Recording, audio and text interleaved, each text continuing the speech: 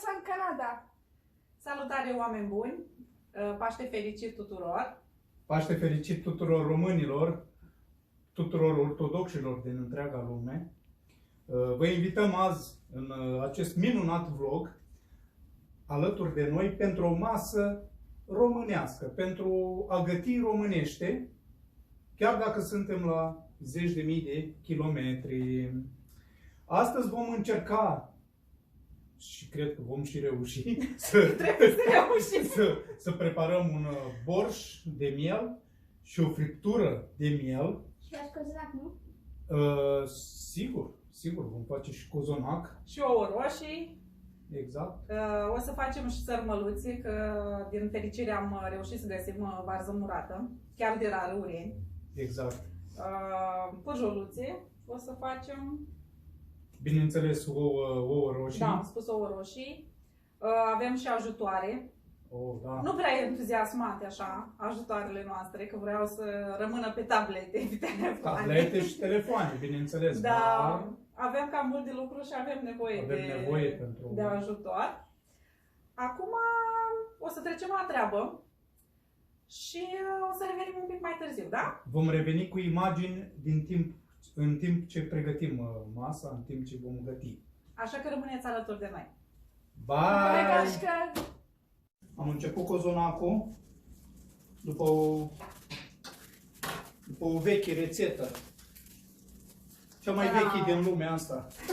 Da, din moș strămoș, dar rețeta e veche, acum făcute cu ingrediente românești, ne ieși de fiecare dată acum, nu știu, cu... Dar n-am mai făcut din... Păi n-am mai făcut din România, că aici n-am făcut chiar niciodată, tot am cumpărat. Dar... Fac aici zahăr vanilat. Asta e o rețetă pentru 2 cozonaci. Acum... Să vedem ce iese. Așa, uitați aici rețeta. Să nu credeți că scris aici pe... Băi, nu dezvălui din secrete de familie. Ok. Like-uri și share-uri. Și vă arătăm rețeta. Și dai câte filii de cozonac. Și un pic de rețetă. Ok. Corect, dragă nevastă. Mai departe, hai să vedem. Deci, laptele se încălzește cu zahărul și zahărul vanilat până acesta se dizolvă. Da, la mine. Am plecat să încălzesc laptele. În continuare. Drojdie, 50 de grame de drojdie proaspătă. Dar acum, cum facem, dragă, cu drojdia proaspătă? Vezi că ai cu măsura acolo. Măsură asta are 79 de mililitri. Hai că las pe George să facă acolo la cozonac. Și să mănânce rahat. Turcesc. Cu fistic încă. Că l-am rugat să-mi ia rahat turcesc. Dă-mi o cană, o căniță, ce te rog. Ce bună. Pune asta? Nu, că vrei un... Bă, incredibil cum miros. Mamancita. Stai să-mi simți. Adu-mi un cuțit. Pacientul se află pe masa de operație. Ok. Să zicem așa. O fi 50 de grame. Cât are pachetul? Dar cine Dumnezeu mă știe?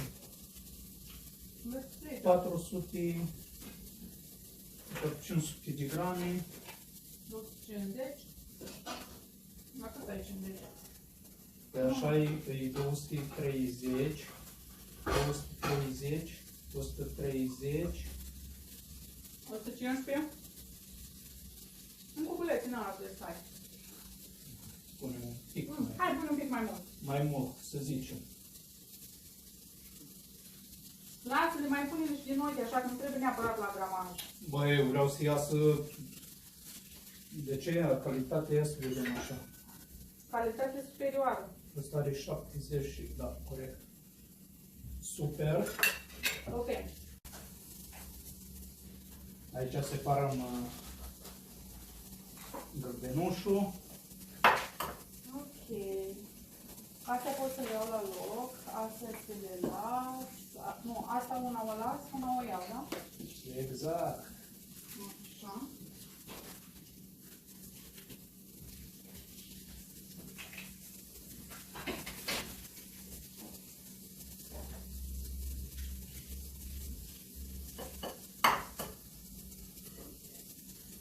Acum și-ai gata.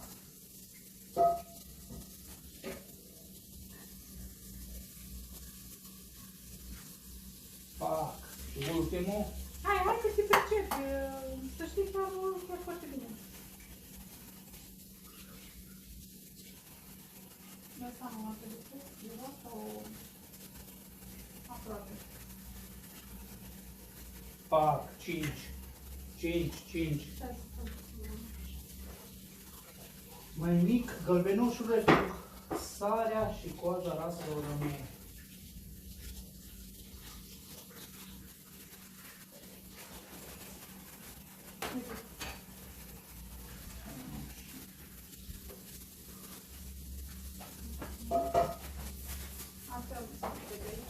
Da, dă-mi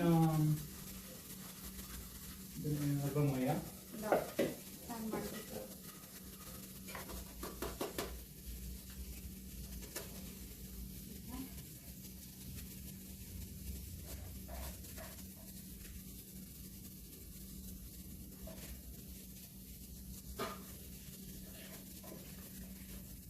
și cam asta e. Am început noi cam târziu pregătirile, dar nu ne descurcăm. Stăm bine cu timpul deocamdată, facem ce putem astăzi, ce nu mai putem, mai facem mâine. Mâine, exact. Nu ne grăbește nimeni. Atâta doar avem singurul regret că nu avem musafiri. Nici noi nu ne putem duce la nimeni, nici nimeni nu poate veni la noi. Asta e anul ăsta. Sare. Sarea, da.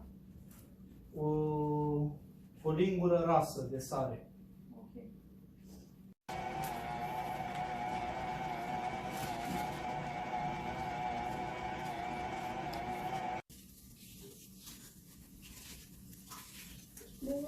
Am revenit cu mâncarea tradițională. Ne pregătim de borșul cu miel. Am curățat legumele, le spălăm și apoi le tăiem. Ia să vedeți ce repede apar spălate acum. Pa! Uite legumele. Wow!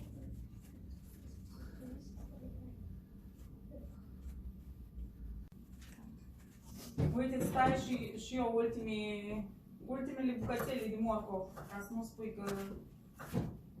Nu, că apoi tu mă pui să fac sarmale și nu vreau. Nu te pun să faci. Promit. Promit că nu te pun să faci.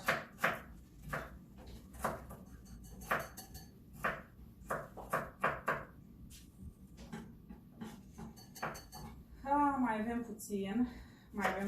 Să fie toate gata.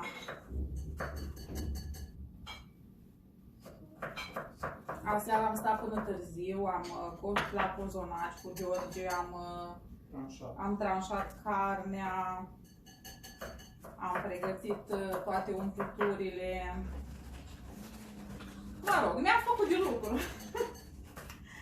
Mi-am făcut de lucru până târziu.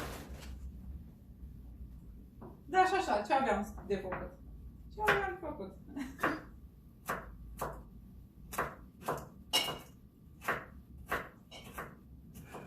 Hai, George, să împletim sarmale, hai. Nu. Punem legumele. Ușor. Rămâne. Ceapă, morcov, păstrânac, țelină.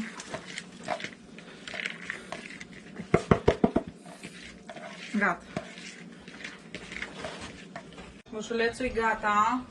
Nici nu vă imaginați cum miroase în bucătărie. Ok, gașcă, primul rând de sărmăluță e gata.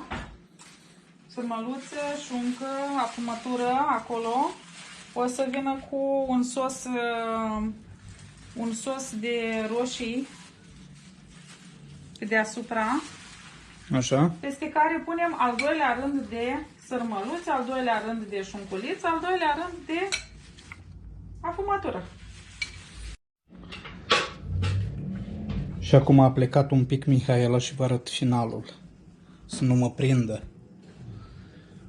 Asta înainte de a pune în cuptor.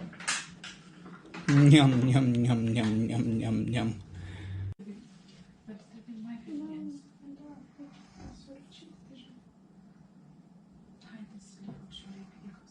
Nu le mai scoate, lasă-le în apa aceea să fie calde.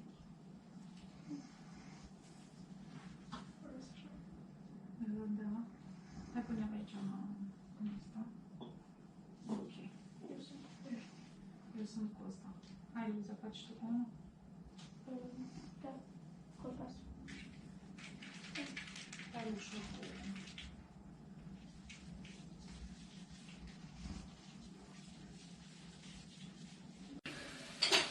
Într-o adevărată epopee, Bianca face salată de biof. Asta nu era în program, dar Dacă au fost cerere, dacă au fost cerere, dacă au fost cerere, ce faceți, doamnă? ce să fac? Tot la vase. Da? Mai aveți vreo mâncare să faceți? Gata. Gata? Am oprit. Dar acolo ce este, văd? Prăjoale. Ah, da. Aoleu. Am uitat. Ia să vedem pe minunata Bianca cum face ea trebușoară În acțiune. în acțiune. Gașca, Hello, hello. ce faceți aici? Suntem la ultimul fel de mâncare, prăjoluțele. Ia ascultați cum sfârâie. Măcar atât. Oricum pe mine chiftelele sau părjoalele e una din preferatele mele, din mâncările mele preferate. Ia ascultați sfârâitul părjoalei sau a chiftelei. Salutare, gașcă! Paște fericit tuturor! Noi am terminat cu pregătirile, am așezat masa. Vă invităm virtual la noi. Vă mulțumim că ați fost alături de noi în timpul pregătirilor. Și ca să nu vă mai ținem mult, vă urăm în continuare sărbători cu bine, sărbători luminoase alături de toți cei dragi. Și urmăriți-ne în continuare. Și nu uitați, subscribe, abonați-vă, like, share, clopoțelul cu paranteze și comentarii în partea de jos. Vă iubim! Vă iubim! Bye, gașcă! Bye, gașcă!